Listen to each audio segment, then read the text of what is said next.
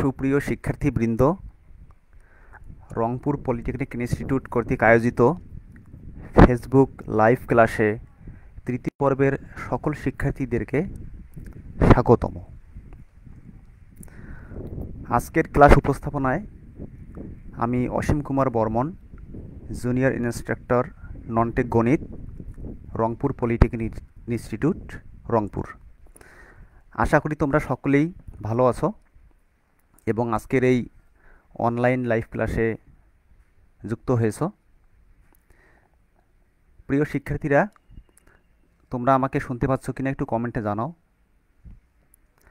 আর এই ক্লাস চলাকালীন তোমাদের তৃতীয় পর্বের যে সকল শিক্ষার্থীরা জয়েন করবে, শুধু ফার্স্ট শিফটের জয়েন সবাই করতে পারবে, শুধু যারা তৃতীয় পর্ব সকল টেকনোলজি ফার্স্ট শিফট তারা শুধু কমেন্ট বক্সে তোমাদের রোল এবং টেকনোলজির নাম লিখবে, এটি তোমাদের হাজিরা হিসেবে গণ্য হবে।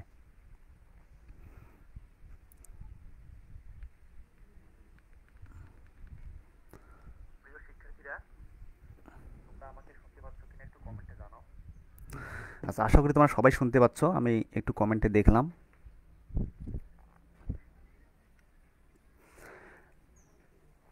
আজকে আমরা যে বিষয়টি নিয়ে আলোচনা করব, তৃতীয় পর্ব সকল টেকনোলজির জন্য ম্যাথমেটিক্স 3 এর বিষয়কোড তোমরা জানো 65931। আজকে আমরা পরিমিতি অংশের প্রথম অধ্যায়ের বাকি অংশ সম্পন্ন করব, পাশাপাশি দ্বিতীয় অধ্যায় অর্থাৎ 2-এর ক-এর আলোচনা করব। আজকের শিক্ষণফল, আজকের পাঠ শেষে তোমরা অধ্যায় 1-এর বাকি অংশ করতে পারবে। চতুর্ভুজ ও সামান্তরিক কী তা সংজ্ঞায়িত করতে পারবে। দুটি অফসেট দেয়া থাকলে চতুর্ভুজের ক্ষেত্রফল নির্ণয় করতে পারবে, সামান্তরিকের ক্ষেত্রফল নির্ণয় করতে পারবে এবং সূত্রের সাহায্যে বিভিন্ন সমস্যার সমাধান করতে পারবে।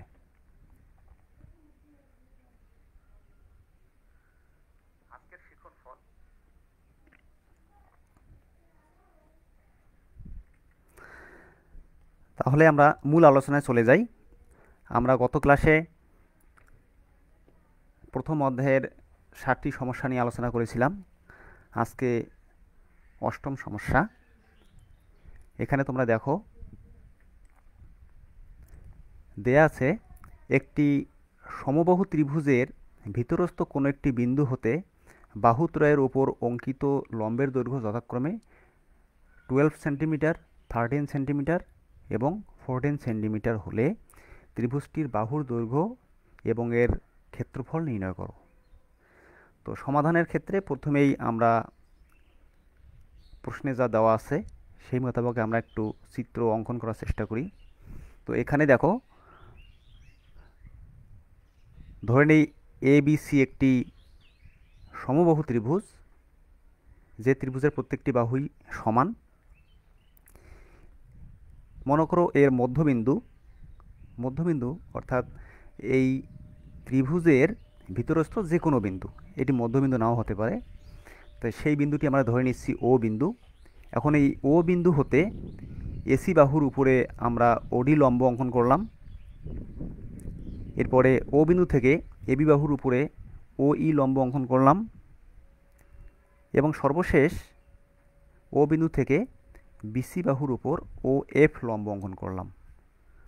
তো প্রশ্ন মতে ধরে নিচ্ছি OD লম্ব যেটি, সেটি মনে করো 13 সেন্টিমিটার, OE লম্বের মান হচ্ছে 14 সেন্টিমিটার এবং OF লম্বের মান হচ্ছে 12 সেন্টিমিটার। তো আমরা ইচ্ছা করলে যে কোনো লম্বের মান যে কোনো সংখ্যা ধরে নিতে পারি, এখানে একটু উলটপালট হলেও সমস্যা নেই। এখন OA এই বিন্দু দুটো যোগ করে আমরা OA বাহু পেলাম, OB বাহু যোগ করে BO বাহু, একইভাবে OC যোগ করে নিলাম।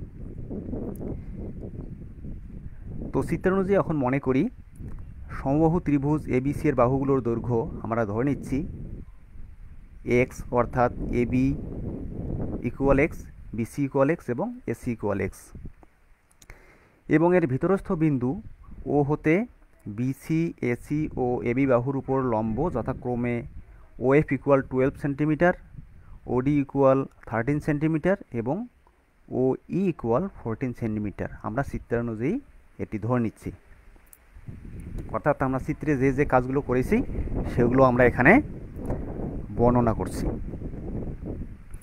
এখন দেখো, এই বাহুগুলো যোগ করার ফলে এখানে তিনটি ত্রিভুজ অঙ্কিত হয়েছে, তোমরা একটু লক্ষ্য করো।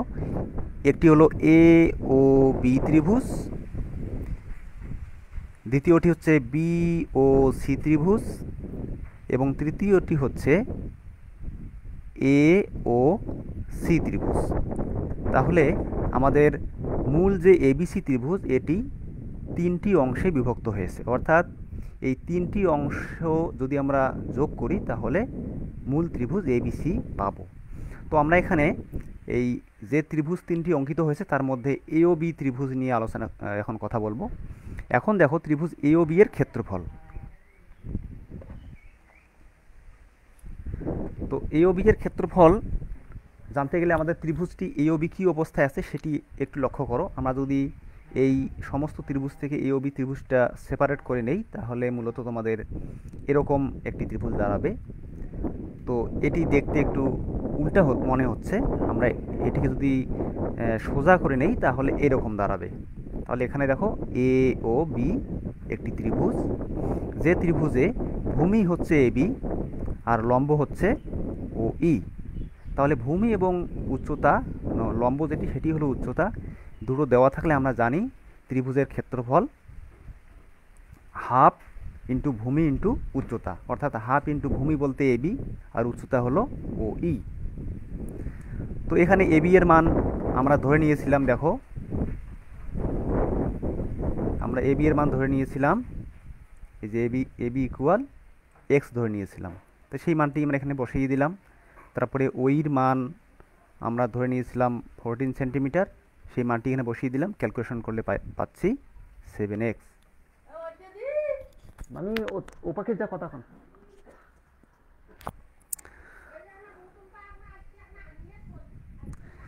একইভাবে বিওসি ত্রিভুজ যেটি তোমাদের ছিল সেটিকে যদি আমরা সাজিয়ে নেই চিত্রটি তাহলে এরকম দাঁড়াচ্ছে ও বি সি।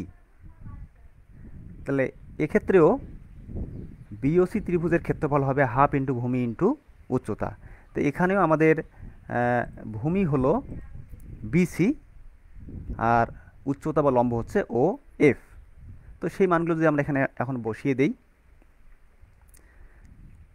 হাফ ঠিক থাকলো, বিসি এর মান হলো এক্স, অর্থাৎ বিসি এর মান বাহু, বিসি হচ্ছে আমাদের এবিসি ত্রিভুজের একটি বাহু যাকে আমরা এক্স ধরেছিলাম, ও এফ লম্বের মান ধরেছিলাম আমরা 12, সেটিকে ক্যালকুলেশন করলে পাচ্ছি আমরা 6x। একইভাবে বাকি যে ত্রিভুজটি থাকলো এওসি সেটিকে যদি আমরা সাজাই নেই বা একটু সহজ করে দেখার মতো করে নিই তাহলে ত্রিভুজটি দাঁড়াচ্ছে এ ও সি ত্রিভুজ। এখানে ভূমি হচ্ছে এসি, লম্ব বা উচ্চতা হচ্ছে ওডি। তাহলে ত্রিভুজ এওসি এর ক্ষেত্রফল হাফ ইন্টু ভূমি ইন্টু উচ্চতা। তাহলে এখানে ভূমি অর্থাৎ এসি এর মান আমরা ধরে নিয়েছিলাম এক্স আর লম্ব ওডি এর মান হচ্ছে 13। তাহলে ক্যালকুলেশন করলে 13x/2। দরজাটা বন্ধ করে দাও তো।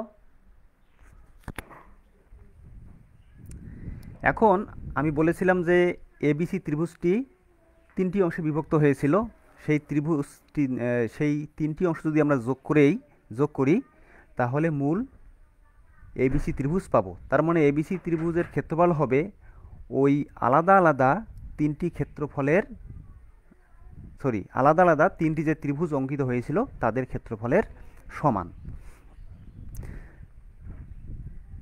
তো এখানে ত্রিভুজ এবিসি এর ক্ষেত্রফল আমরা জানি যে √3 অর্থাৎ সমবাহু ত্রিভুজের ক্ষেত্রফলের যে সূত্রটি সেটি আমরা জানি √3a²/4, অর্থাৎ এ বলতে বাহু। তো এখানে আমরা বাহুর দৈর্ঘ্য ধরে নিয়েছি এক্স, সুতরাং ত্রিভুজ এবিসি এর ক্ষেত্রফল হবে √3x²/4। এরপরে ত্রিভুজ এওবি এর ক্ষেত্রফল আমরা পেয়েছি 7x, ত্রিভুজ বিওসি এর ক্ষেত্রফল 6x এবং ত্রিভুজ এওসি এর ক্ষেত্রফল পেয়েছিলাম 13x/2। এখন যদি আমরা একটু ক্যালকুলেশন করি, বামপক্ষ ঠিক আছে, ডান দিকে লসাগু 2 করলে 14x + 12x + 13x। এভাবে ক্যালকুলেশন করলে বামপক্ষ যেটি আছে সেটি থাকলো, এখানে ক্যালকুলেশন করলে পাচ্ছি আমরা 39x।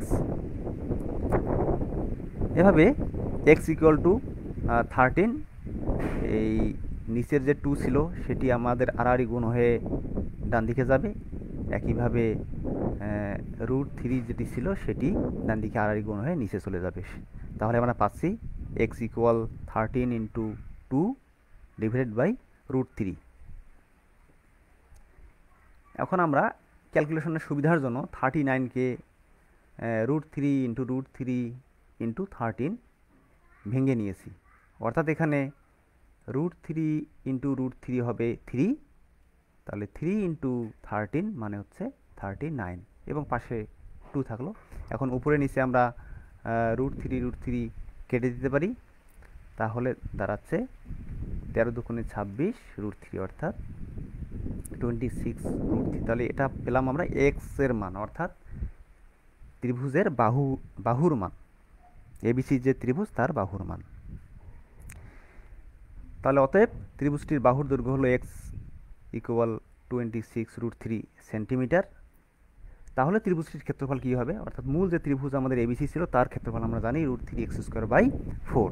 এখানে জাস্ট আমরা যদি x এর মানটা বসিয়ে দিই 26 √3, এটিকে ক্যালকুলেশন করলে, অর্থাৎ তোমরা এই ক্যালকুলেশনগুলো ক্যালকুলেটরের সাহায্যে করবা একবারই, তাহলে পেলাম আমরা 878.14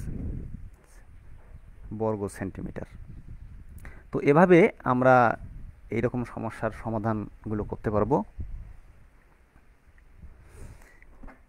আশা করি তোমরা সমস্যাটি বুঝতে পেরেছ। এখন আমরা আরেকটি সমস্যা নিয়ে আলোচনা করি।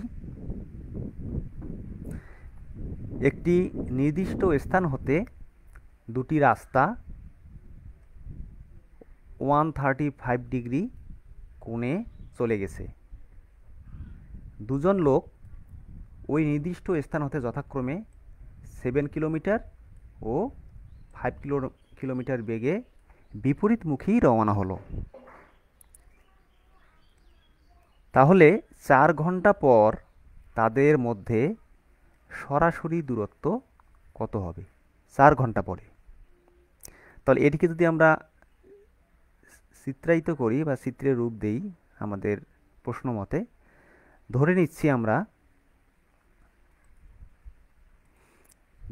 আমাদের ও বিন্দু থেকে যাত্রা শুরু করবে দুজন ব্যক্তি। তো আমরা ধরে নিচ্ছি যে প্রথম ব্যক্তি ও বিন্দু থেকে যাত্রা শুরু করে 4 ঘন্টা পর এ বিন্দুতে পৌঁছালো।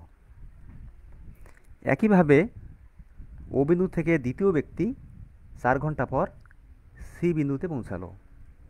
তাহলে প্রথম এবং দ্বিতীয় ব্যক্তির বর্তমান অবস্থান এখন এ এবং সি, অর্থাৎ একজন আছে এ বিন্দুতে আর একজন আছে সি বিন্দুতে। তাহলে তাদের মধ্যকার সরাসরি যে দূরত্ব সেটি হচ্ছে এসি। তো আমাদের সমস্যা সমাধানের জন্য আমরা একটু চিত্রে কাজ করি। তো এখানে কি বলা হয়েছে যে প্রথম ব্যক্তি ধরে নিচ্ছি যে 5 কিলোমিটার বেগে ও বিন্দু থেকে এ বিন্দুর দিকে যাত্রা করেছে। তাহলে 4 ঘন্টা পর সে দূরত্ব অতিক্রম করবে 4 × 5 = 20 কিলোমিটার। তাহলে ও থেকে এ বিন্দুর দূরত্ব 20 কিলোমিটার। একইভাবে ধরে নিচ্ছি যে দ্বিতীয় ব্যক্তি ও বিন্দু থেকে 7 কিলোমিটার বেগে সি এর দিকে যাত্রা করবে, অর্থাৎ 4 ঘন্টা পর তার অবস্থান হবে সি বিন্দু। তাহলে ও থেকে সি এর দূরত্ব হবে 4 × 7 কিলোমিটার, অর্থাৎ 28 কিলোমিটার। এখন আমরা এখানে একটু কাজ করি। সিও রেখাটিকে আমরা বি পর্যন্ত বর্ধিত করি এবং এ বিন্দু থেকে একটি লম্ব অঙ্কন করি এবি। এখানে দেখো যে একটি কোণ উৎপন্ন হয়েছে, এই টোটাল কোণটি এটি হলো তোমাদের এক সরল কোণ বা 180 ডিগ্রি। তো এখানে দেওয়া আছে যে দুজন ব্যক্তি যে যাত্রা শুরু করেছিল তাদের মধ্যবর্তী দূরত্ব হবে, তাদের মধ্যকার কোণ হবে 135 ডিগ্রি। সুতরাং এই যে কোণটি, এই যে এতটুকু কোণ, আমি একটু তোমাদের দেখাচ্ছি, এই যে এতটুকু কোণের মান হবে 135 ডিগ্রি। তাহলে যেহেতু এই টোটাল কোণটা হলো 180 ডিগ্রি এবং তার মধ্যে এই প্রথম অংশটুকু হচ্ছে 135 ডিগ্রি, তাহলে সুতরাং 180 থেকে 135 বাদ দিলে বাকি কোণটি পাবো, অর্থাৎ এই কোণটির নাম হচ্ছে এ ও বি। এই যে এই কোণটি, এটি হলো এ ও বি কোণ, এটির মান হবে 45 ডিগ্রি। তাহলে মনে করি ও বিন্দু থেকে, এটি আমরা একটু বর্ণনা করি, মনে করি ও বিন্দু থেকে দুজন লোক 7 কিলোমিটার ও 5 কিলোমিটার বেগে রওনা হয়ে 4 ঘন্টা পর যথাক্রমে সি ও এ বিন্দুতে পৌঁছালো। ফলে তাদের মধ্যকার সরাসরি দূরত্ব হবে এসি, আমরা যেটি এখানে দেখিয়েছি, এই যে এ থেকে সি পর্যন্ত দূরত্ব। এখন এ হতে ওসি বাহুর বর্ধিতাংশের উপর এবি লম্ব অঙ্কন করি, অর্থাৎ আমরা চিত্রে যেটি বললাম সেটি এখানে বর্ণনা করলাম। তাহলে চিত্রানুযায়ী কী পেলাম? ত্রিভুজ এ ও সি, ত্রিভুজ এ ও সি এটি 135 ডিগ্রি। এরপরে এ ও বি এটি হলো 45 ডিগ্রি, এবং যেটি বলেছিলাম যে ও সি, ও থেকে সি এর দূরত্ব যেহেতু 7 কিলোমিটার বেগে 4 ঘন্টা অতিক্রম করেছে, সুতরাং 28 কিলোমিটার। একইভাবে ও এ হচ্ছে 5 ঘন্টা বেগে 4 ঘন্টা অতিক্রম করেছে, সুতরাং 20 কিলোমিটার। তাহলে ওসি ইকুয়াল 28 কিলোমিটার, ও এ ইকুয়াল 20 কিলোমিটার। এখন দেখো এখানে এ ও বি একটি সমকোণী ত্রিভুজ, এ ও বি। আমি একটু হাইলাইট করে দেখাচ্ছি তোমাদের। এই যে এ ও বি, এ ও বি ত্রিভুজ, এটি একটি সমকোণী ত্রিভুজ যার বি কোণটি হচ্ছে সমকোণ। তো এখান থেকে যদি আমরা সাইন থিটার মান বের করি, অর্থাৎ এখানে থিটা হচ্ছে 45 ডিগ্রি, তো সাইন মানে আমরা জানি হচ্ছে লম্ব বাই অতিভুজ। তো এই ত্রিভুজের ক্ষেত্রে, এ ও বি ত্রিভুজের ক্ষেত্রে লম্ব হচ্ছে এ বি আর অতিভুজ হচ্ছে ও এ। তো আমরা জানি সাইন 45 ডিগ্রি মান হলো 1/√2। এ বি এর মান আমরা জানি না, ও এর মান এখানে চিত্রানুযায়ী আমরা পেয়েছিলাম 20 কিলোমিটার, তাহলে এখানে বসিয়ে দিলাম।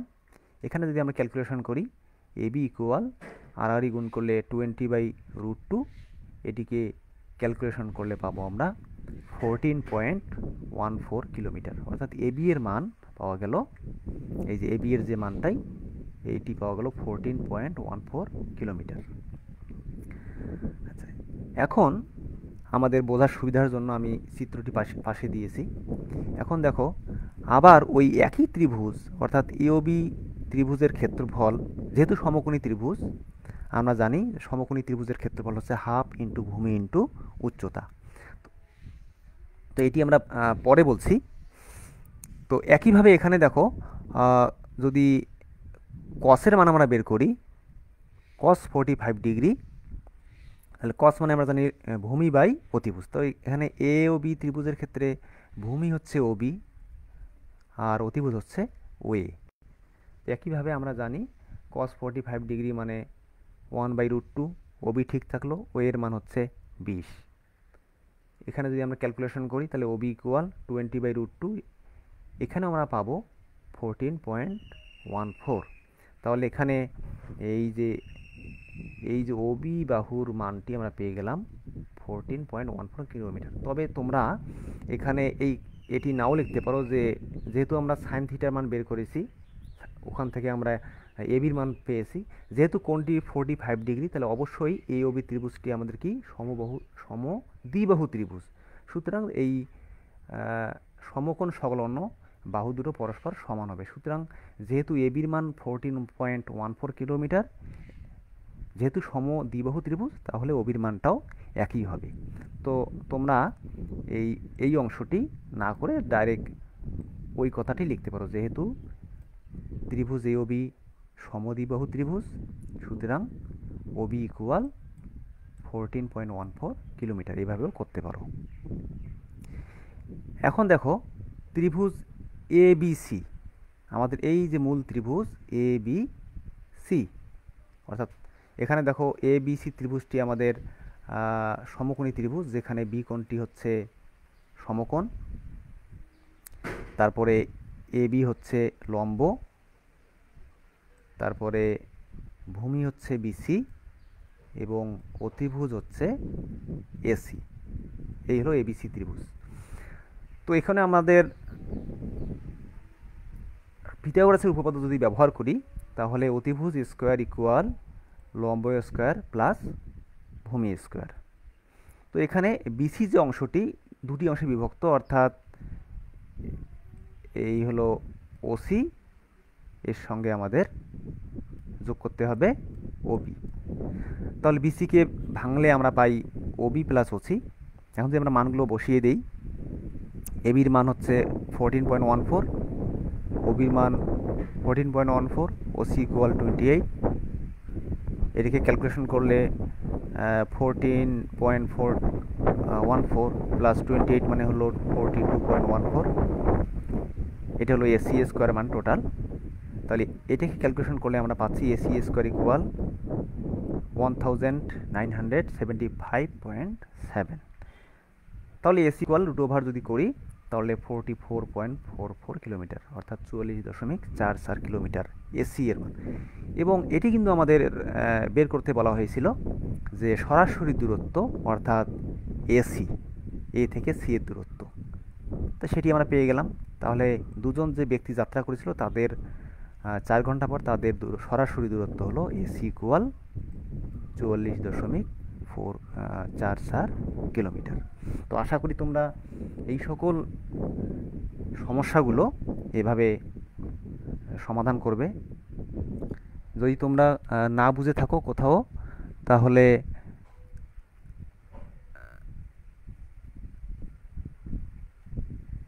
কমেন্ট বক্সে তোমরা প্রশ্ন করবে, আমি তোমাদের একটু কমেন্টগুলো দেখছি। আচ্ছা,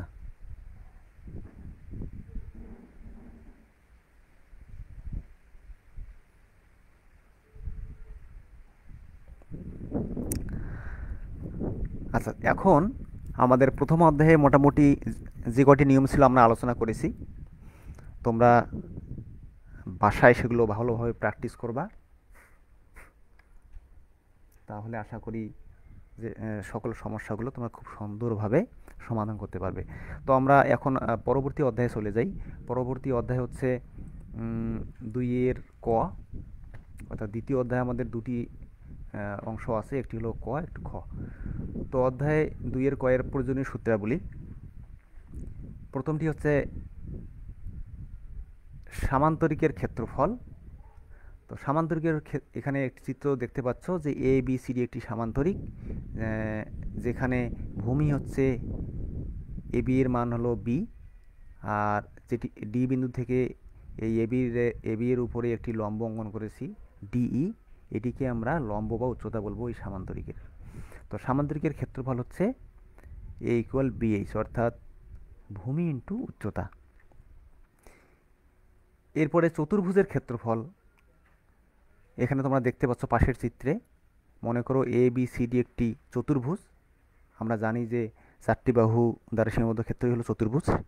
তো সামান্তরিকও একটি চতুর্ভুজ, এখানে চিত্রটি সামান্তরিকের মতো হয়েছে। তো যা হোক, আমাদের বিষয় হচ্ছে এটি চতুর্ভুজ কিনা। তো এ বি সি ডি একটি চতুর্ভুজ। এখন দেখো এখানে দুটি কর্ণ এসি এবং বিডি, তা আমি অঙ্কন করেছি এসি কর্ণ। এখন দেখো এই এসি কর্ণের উপরে যদি আমরা বিপরীত যে দুটো বিন্দু আছে এই কর্ণের বিপরীত পার্শ্বে এসি এর দুই পার্শ্বে দুটো বিন্দু আছে, একটি হলো বি, একটি হলো ডি। তো এখানে বি থেকে আমি একটি লম্ব অঙ্কন করেছি। ধরে নাও যে এটি হলো বিই, এসি এর উপরে বি বিন্দু থেকে একটি লম্ব বিই। এই লম্বের দৈর্ঘ্যকে আমরা ধরে নিয়েছি পি2। একইভাবে মনে করো এসি বাহুর উপর ডি বিন্দু থেকে একটি লম্ব হচ্ছে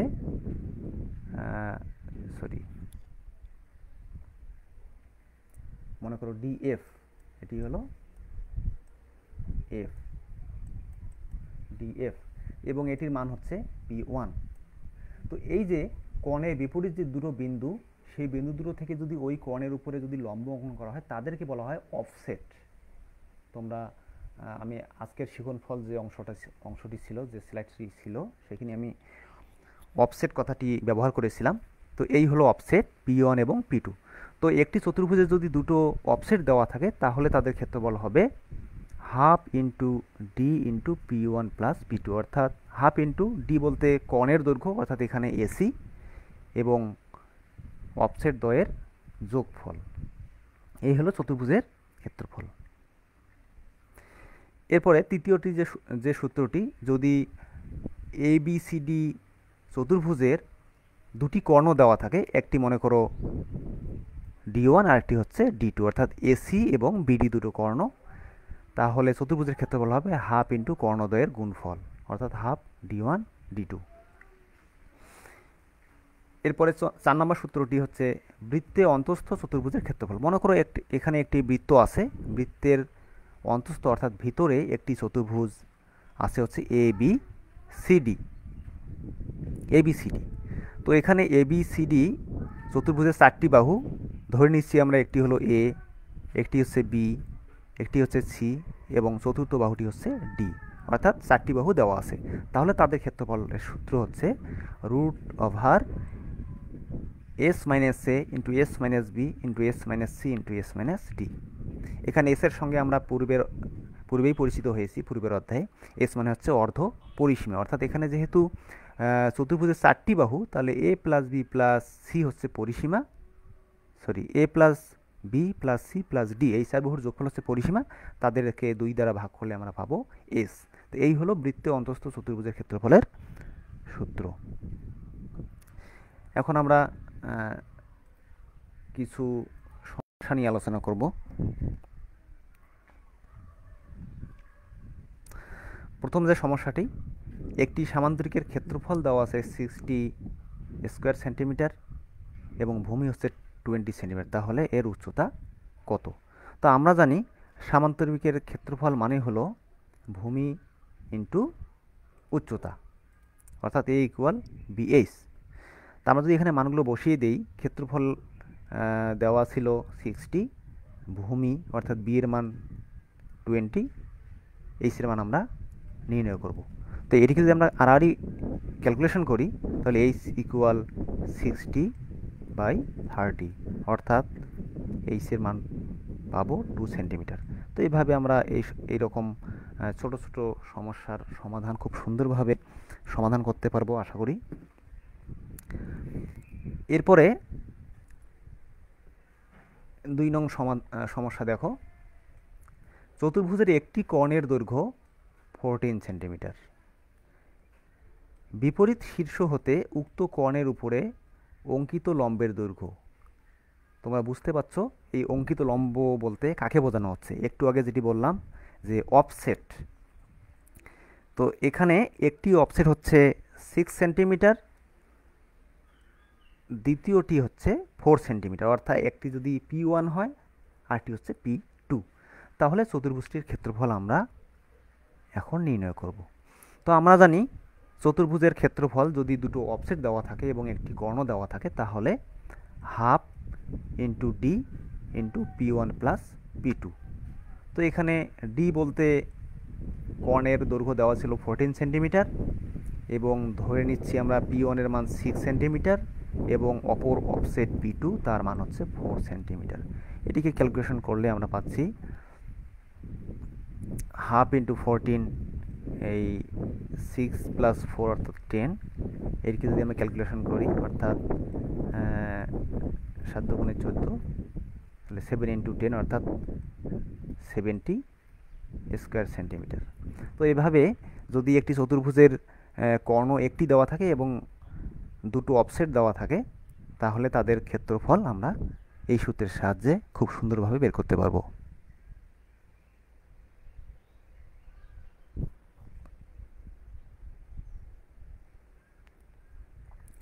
আচ্ছা, অনেকে কমেন্ট করতেছো যে আরেকবার বোঝালে ভালো হয়। যেহেতু আমাদের এই ভিডিওটি লাইভ অবস্থায় থাকবে, একই কথাই বলবো, সুতরাং তোমরা এটি পরবর্তীতে বারবার দেখতে পাবে। তারপর যদি না বুঝে থাকো, তোমরা যে কোনো সময় আমাকে কমেন্ট বক্সে জানাবে, আমি পরবর্তী ক্লাসে সেই সমস্যাগুলো সমাধান করে দেবো আশা করি। আচ্ছা, এখন আমরা আরেকটি সমস্যা নিয়ে আলোচনা করব।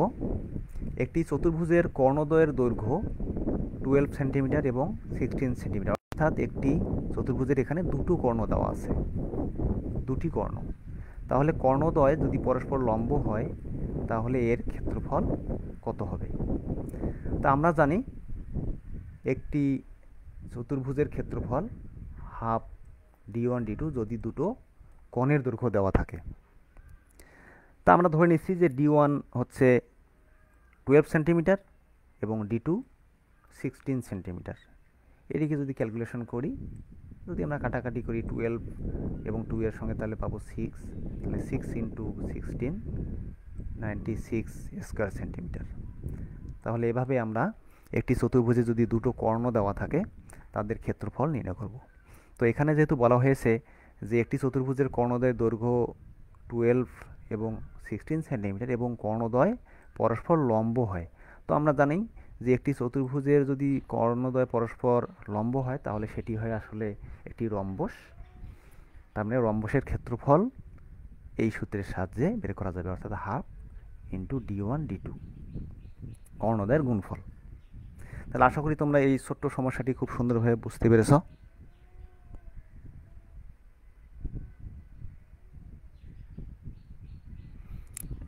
অনেকে কমেন্ট করছো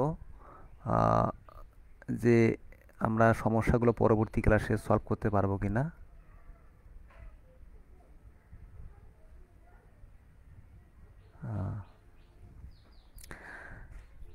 আচ্ছা, আমি পারতপক্ষে তোমাদের সব কমেন্ট তো একসঙ্গে দেখা সম্ভব হয় না, যেগুলো আমি পাচ্ছি সেগুলো এখানে বলছি। আর এরপরে যদি কোনো সমস্যা থেকে থাকে, আমি পরবর্তীতে সবগুলো কমেন্টস দেখব। প্রায় 500-600 কমেন্টস তোমাদের একসঙ্গে হচ্ছে, সুতরাং সবগুলো দেখা আমার পক্ষে সম্ভব না।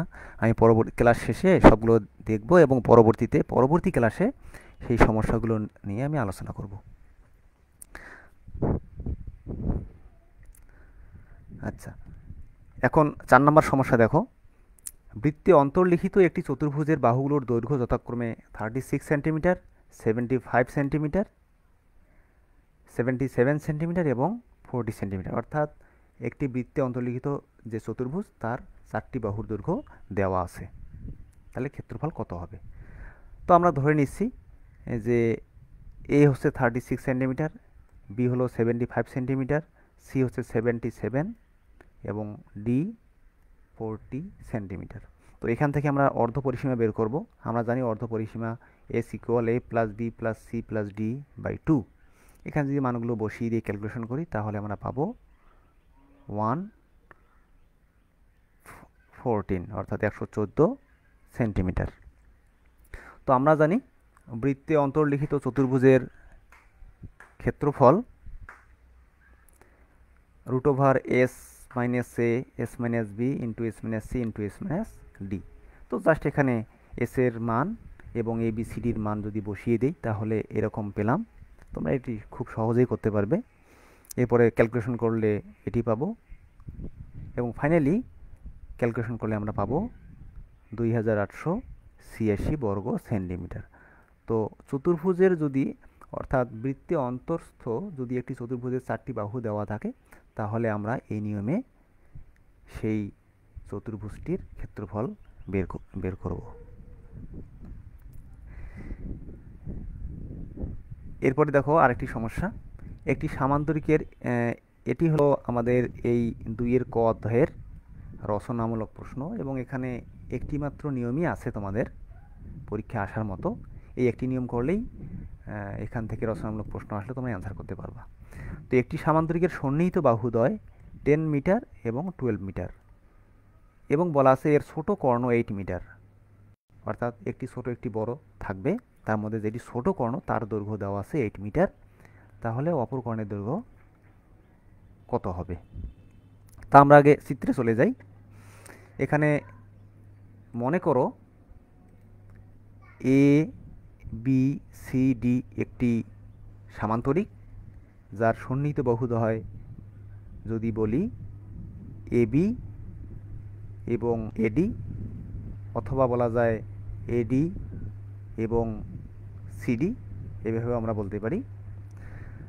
তো আমরা ধরে নিয়েছি যে এডি এর মান হচ্ছে 10 মিটার এবং সিডি এর মান হচ্ছে 12 মিটার। তাহলে যেহেতু আমরা জানি যে সামান্তরিকের বিপরীত বাহুগুলো পরস্পর সমান এবং সমান্তরাল, তাহলে এডি এর মান যদি 10 মিটার হয়, এডি এর মান যদি আমাদের 10 মিটার হয়, তাহলে এই বিসি এর মানও হবে 10 মিটার। একইভাবে সিডি এর মান যদি 12 সেন্টিমিটার হয়, তাহলে এর বিপরীত বাহু হলো এবি, এর মানও হবে 12 মিটার, এর মান হবে 12 মিটার।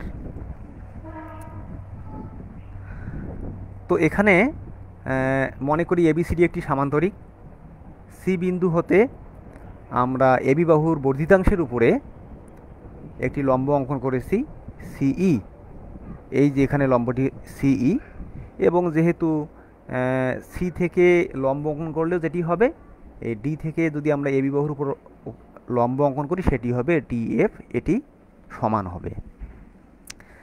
তাহলে এবিসিডি এর ক্ষেত্রফল কী হবে? এবি সিডি এর ক্ষেত্রফল, আচ্ছা এখানে একটু মনে হয় আমাদের ভুল হয়েছে।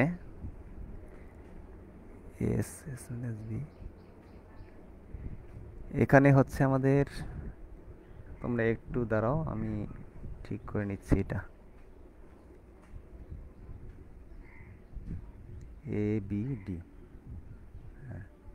সরি, এখানে তোমাদের এটি হবে এ বি ডি, এখানে সিটা হবে না। তাহলে ত্রিভুজ, এখানে এখানে হবে ত্রিভুজ এ বি ডি এর ক্ষেত্রফল, ত্রিভুজ এ বি ডি। তাহলে এখানে দেখো ত্রিভুজ এ বি ডি এর মধ্যে এটি হলো, একটি হলো 10 সেন্টিমিটার, তারপরে বিডি কর্ণ, এটি চতুর্ভুজটির সামান্তরিকটির কর্ণ, অর্থাৎ বিডি, এটির মান দেওয়া আছে 8 সেন্টিমিটার, এবং এবি বাহুর মান আমরা জানি না। তাহলে এখানে দেখতেই পাচ্ছি যে এবিডি একটি বিষমবাহু ত্রিভুজ, তাহলে তার ক্ষেত্রফলের সূত্রটি হবে √এস, S minus A, S minus B, S minus C. তো এখানে এস এর যে মান, তার মানে হচ্ছে 10 সেন্টিমিটার, 8 সেন্টিমিটার, এবং এবি এর মান হচ্ছে 12 সেন্টিমিটার। তো এই তিনটি যোগ করে 2 দ্বারা ভাগ করলে আমরা পাবো অর্ধপরিসীমা, তাহলে সেই মানটি পাওয়া যাবে আমাদের এস। এরপরে বাকি মানগুলো আমরা বসিয়ে দিলাম, ধরে নিচ্ছি আমরা এ এর মান হলো 12, তারপরে বি এর মান হলো 10, এবং সি এর মান হলো 8। তো এইভাবে ক্যালকুলেশন করলে আমরা পাচ্ছি √1575, এটিকে যদি আমরা স্কোয়ার রুট করি তাহলে পাবো 39.68 স্কোয়ার মিটার। তাহলে এখানে এ বি সিডি যে সামান্তরিকটি ছিল এবং দুটো কর্ণ অঙ্কিত হওয়ার কারণে এখানে একটি ত্রিভুজ, দুটো ত্রিভুজ অঙ্কিত হয়েছে, অর্থাৎ একটি হলো এ বিডি আর একটি হচ্ছে বিসিডি। তাহলে আমরা এ বিডি ত্রিভুজ নিয়ে কাজ করছি। তাহলে এবিডি ত্রিভুজের ক্ষেত্রফল আমরা পেলাম বিষমবাহু ত্রিভুজের ক্ষেত্রফলের সূত্র মতে 39.68 স্কোয়ার মিটার। এখন চিত্রটি আমি পাশে দিয়েছি বোঝার জন্য। এখন আবার ওই একই ত্রিভুজ, অর্থাৎ এ বি ডি, এই ত্রিভুজটার ক্ষেত্রফল যদি আবার আমরা অন্য সূত্রের মাধ্যমে বের করি, যেহেতু এখানে ডিএফটা হচ্ছে লম্ব, তাহলে লম্ব বা উচ্চতা, যেটিকে আমরা এইচ দ্বারা প্রকাশ করে থাকি, তাহলে এবিডি এর ক্ষেত্রফল হচ্ছে হাফ ইন্টু ভূমি ইন্টু উচ্চতা। তো এখানে ভূমি বলতে আমাদের এবি, যাকে আমরা বি ধরেছি সূত্র মতে, আর উচ্চতা হলো ডিএফ, যাকে আমরা ধরেছি এইচ। এখন আমরা একটু আগেই বের করেছি এবিডি ত্রিভুজের ক্ষেত্রফল হচ্ছে 39.68, তাহলে হাফ বিএইচ ইকুয়াল এই মানটি পেলাম। এখান থেকে আমরা বি এর মান জানি 12 এবং উচ্চতা হলো ডিএফ। তো এটাকে যদি আমরা ক্যালকুলেশন করি, তাহলে এখানে কাটাকাটি করলে পাবো 6, তাহলে 6DF ইকুয়াল 39.68।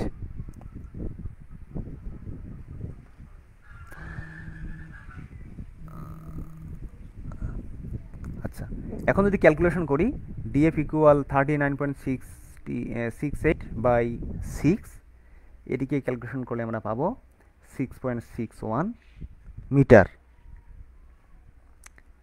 তাহলে ডিএফ পেলাম এটা। তাহলে এখন এখানে এই যে দুটো লম্ব ছিল ডিএফ এবং সিই, এই দুটো কিন্তু সমান, অর্থাৎ ডিএফ ইকুয়াল সিই, দুটোর মানই হবে 6.61। আচ্ছা, তাহলে আমরা উচ্চতা পেলাম। এখন আবার দেখো, বিসিই একটি সমকোণী ত্রিভুজ উৎপন্ন হয়েছে। এই যে সবার ডান দিকে দেখো, এই যে বি সিই, অর্থাৎ বিসিই এটিও সমকোণী ত্রিভুজ, যার সমকোণ হচ্ছে এখানে ই। তাহলে এখান থেকে আমরা কি পাবো? পিথাগোরাসের সূত্র অনুযায়ী লম্ব স্কয়ার প্লাস ভূমি স্কয়ার ইকুয়াল অতিভুজ স্কয়ার। তো এখানে ক্যালকুলেশন করে আমরা যদি সাইড চেঞ্জ করি, তাহলে B E square equal B C square minus C E square. তাহলে এখানে বিসি এর মান 10, আমরা দেখেছি এখানে বিসি এর মান 10 সেন্টিমিটার আগে দেওয়াই ছিল, আর সিই এর মান হচ্ছে 6.61, আমরা একটু আগে বের করলাম উচ্চতা। তো এটিকে আমরা ক্যালকুলেশন করলাম 100 মাইনাস 43.69, তাহলে বিই স্কোয়ার ইকুয়াল 56.31। যদি আমরা ক্যালকুলেশন করি, তাহলে বি ইকুয়াল স্কোয়ার রুট 56.31, এটিকে যদি আমরা বর্গমূল করি তাহলে পাবো বিই ইকুয়াল 7.5 মিটার। এখন আমাদের যেহেতু অপর কর্ণ বের করতে হবে, অর্থাৎ এই যে এসি কর্ণ, তো এখানে দেখো এসিই একটি সমকোণী ত্রিভুজ উৎপন্ন হয়েছে। তাহলে সুতরাং সমকোণী ত্রিভুজ এসিই হতে পাই আগের মতোই অতিভুজ স্কোয়ার,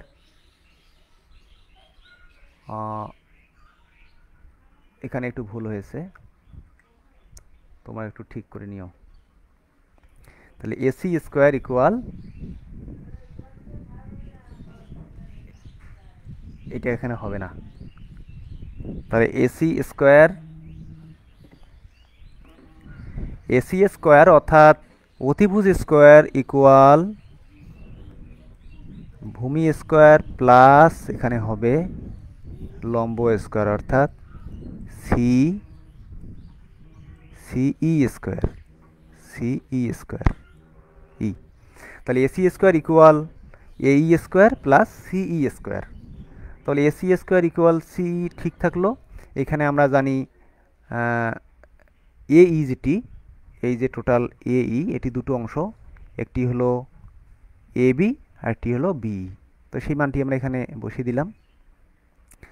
তাহলে সিইর মান আমরা জানি 6.61, এবি এর মান 12 এবং বির মান হলো 7.5। এটিকে ক্যালকুলেশন করলে ফাইনালি আমরা পাবো এসি স্কোয়ার ইকুয়াল 423.94। এটিকে যদি আমরা এসি ইকুয়াল তাহলে স্কোয়ার রুট হবে, তাহলে ফাইনালি স্কোয়ার রুট করলে এসি এর মান পাবো 20.58 মিটার। তো এটি হলো আমাদের মূলত এই কর্ণের দৈর্ঘ্যের মান।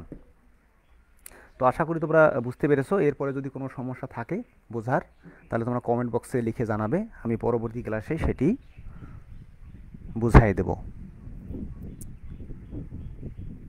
তো তোমাদের কিছু বাড়ির কাজ থাকবে, এখানে 4টি বাড়ির কাজ দেওয়া আছে। তোমরা বাড়ির কাজ যেগুলো দেওয়া থাকবে সেগুলো সেশনাল খাতায় উঠাই নিবা, তাহলে কোনো সমস্যা হবে না।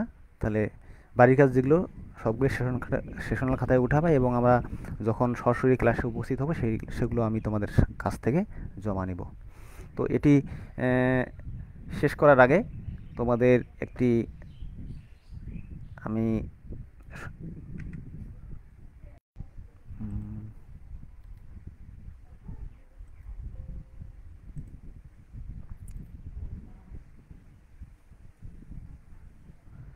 একটি সচেতনতামূলক একটি ভিডিও তোমরা দেখো।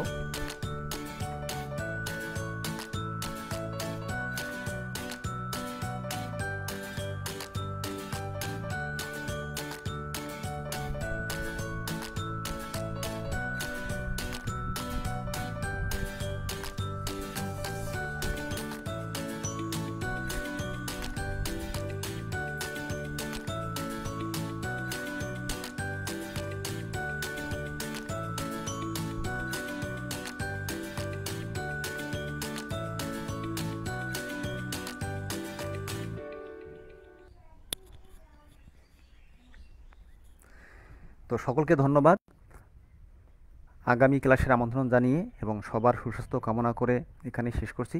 সকলে নিরাপদে থাকবে, স্বাস্থ্যবিধি মেনে চলবে। ধন্যবাদ।